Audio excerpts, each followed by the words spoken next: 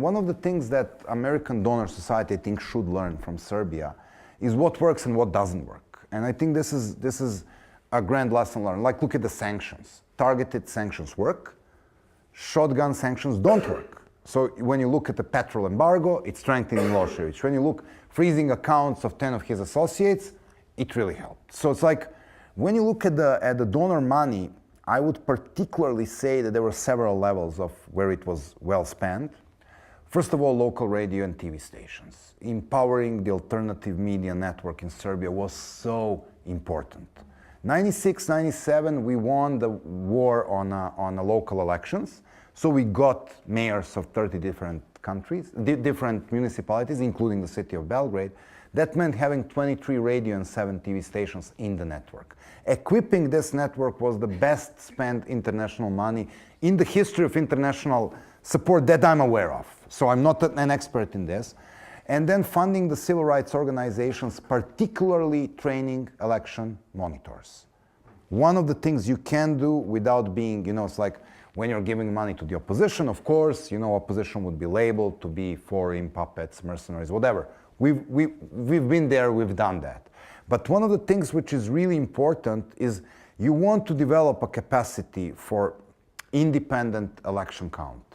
Because in many of these countries, you have the situations where government doesn't allow monitors or opposition is not capable of producing them. We needed 30,000 trained monitors on the day of election. This is army. That was crucial in Chile also. This is really a lot of work. And I think IFES and NDI, I don't know who funded it, but it was well invested money. And you can always tell, it will be labeled as a foreign mercenaries, but you're basically funding free and fair elections. So this type of money given to the concrete projects from abroad is something really, really useful, as opposed to having professional NGOs like you have in Belarus now, where funding different NGO really makes a situation, makes international community the part of the problem, rather than the part of the solution. Because this is how you get the NGO professionals, and this is how you get the best excuses of Lukashenkos of this world to say, they're receiving money, they're NGO professionals. So it's like,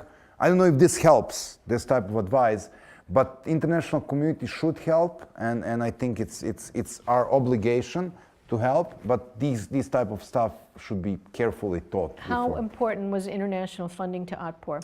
The last year it was important. It's like at the very end, it was very important, this last campaign, and he's finished. And it was basically done through printing and creating the materials and the t-shirts and stuff like that.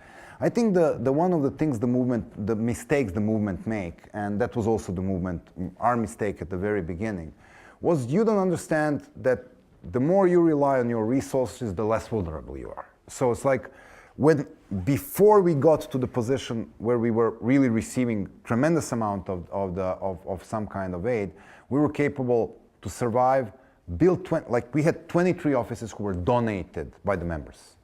So you don't really look where you can fundraise inside the country. There's also the highly underappreciated possibility to fundraise from internal business, because the businessmen are always sitting on 2 chairs. On the day they will have their photo opportunities with the government. In the night they're going to give you, we were getting cell phones from the top Serbian businessman for free. Because he wanted to make sure that in case we win, you never know. And when you look at the Hong Kong protests, they were reportedly supported by one of the two Hong Kong business people. So it's really interesting where there's so many opportunities for funding.